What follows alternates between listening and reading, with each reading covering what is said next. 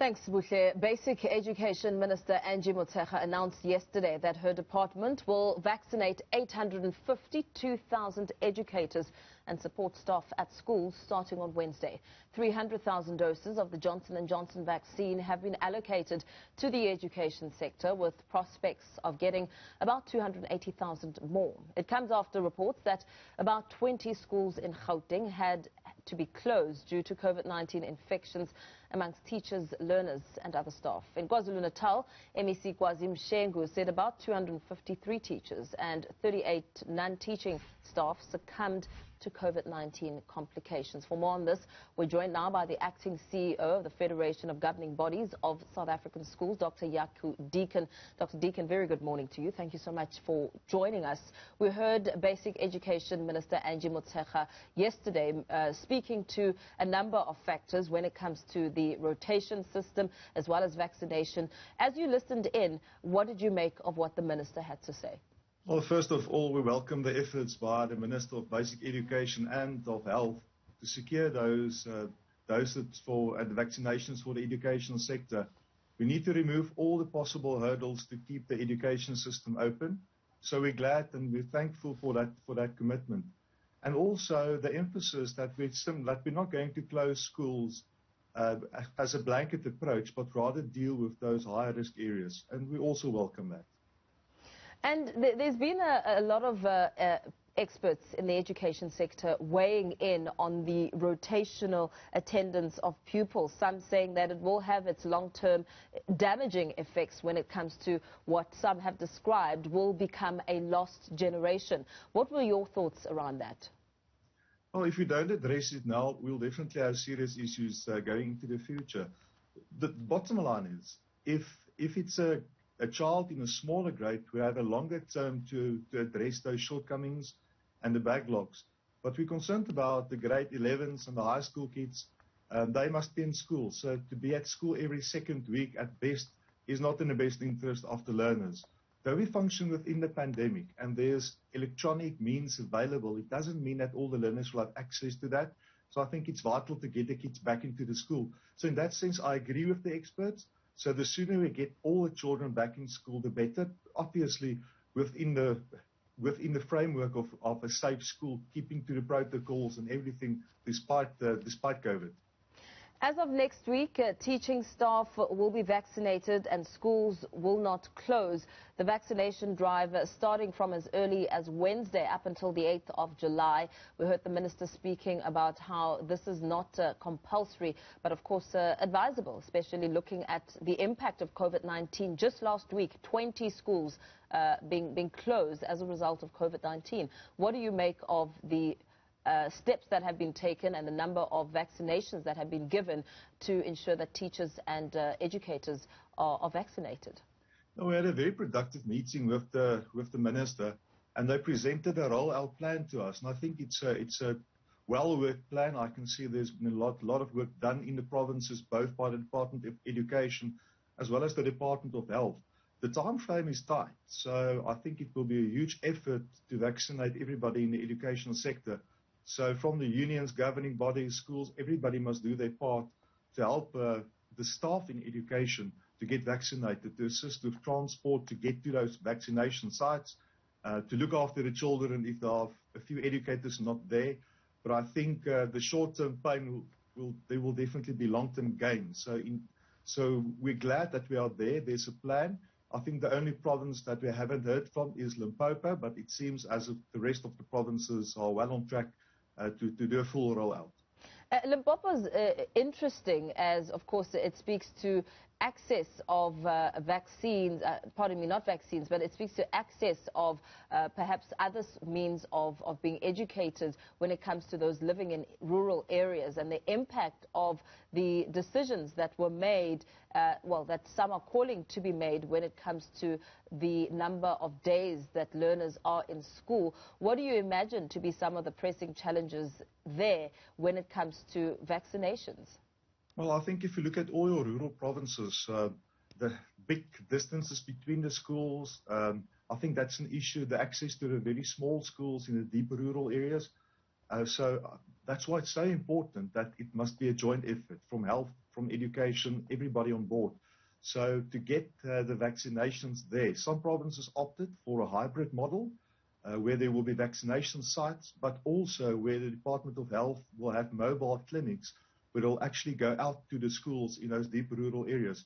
So that's an option. The National Department will monitor, and they promise to meet on a regular basis with us as the stakeholders to give proper feedback and insights where they are, so they will be monitoring.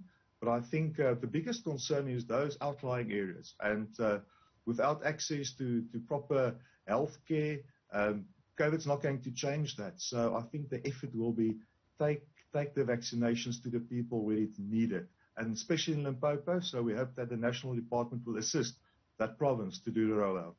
Will you at all be encouraging teachers, educators and support staff to take the vaccination? I mean, we heard the minister saying that it's really up to the individual to make that final decision, but the process is getting underway.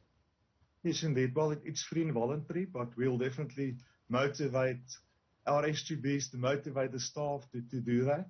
It's a personal decision, but the bottom line is if you do that, you can save your life and the livelihood of your family members and the learners.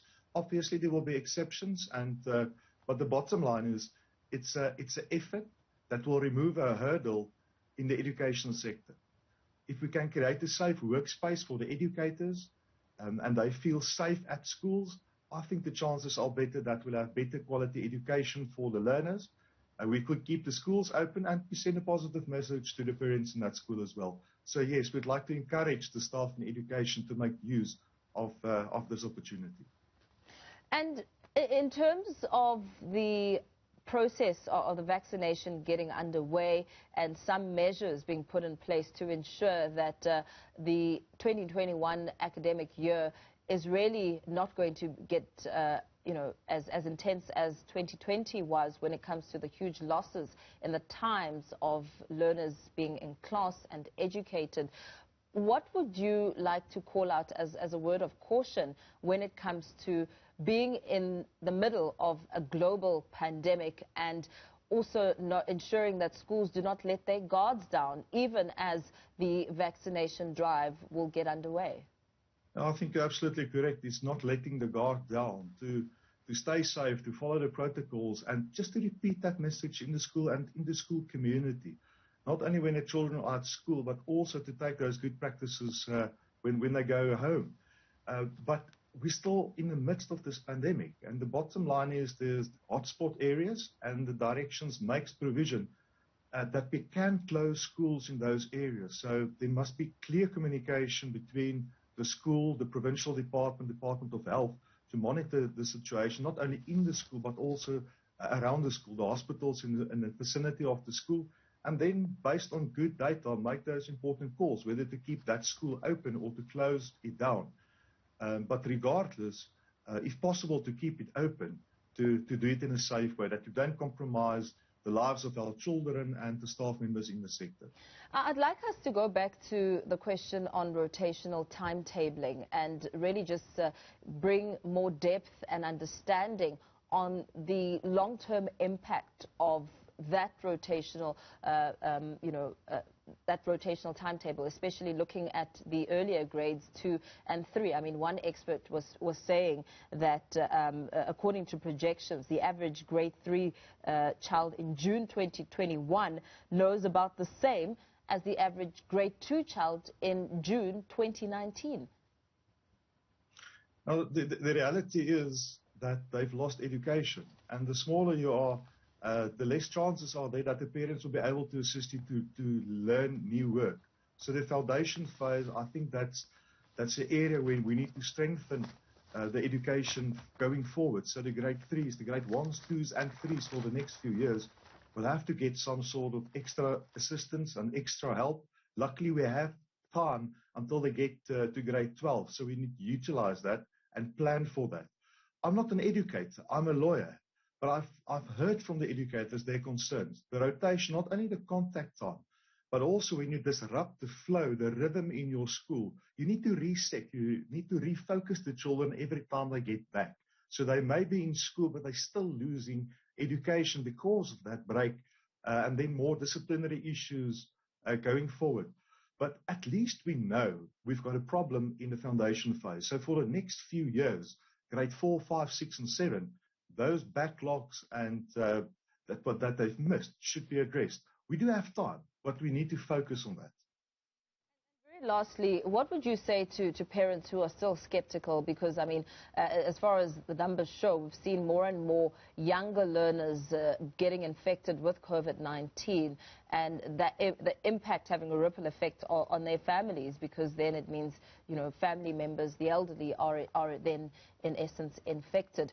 But when it comes to reassuring parents around the schooling area, what message of hope would you send forward? No, I think children are still safer at school than in the school communities.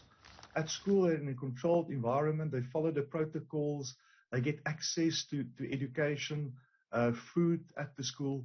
But the bottom line is, when we stop the schooling, we're actually disrupting the whole school community. Parents need to look after the children, struggle to go to work, and businesses and owners wonder what to do.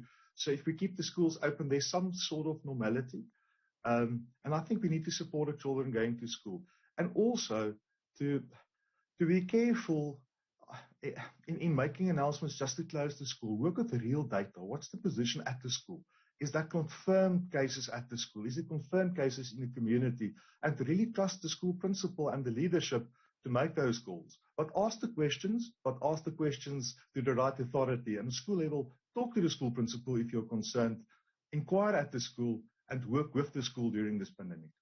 Absolutely. Thank you so much for your time weighing in there on the impact of COVID-19 on schools, especially after listening into Basic Education Minister Angie Motshekga's remarks that schools will not close, as well as the vaccination rollout program within the system getting underway from Wednesday up until the 8th of July. That was Dr. Yaku Deacon, acting CEO of the Federation of Governing Bodies of South African Schools.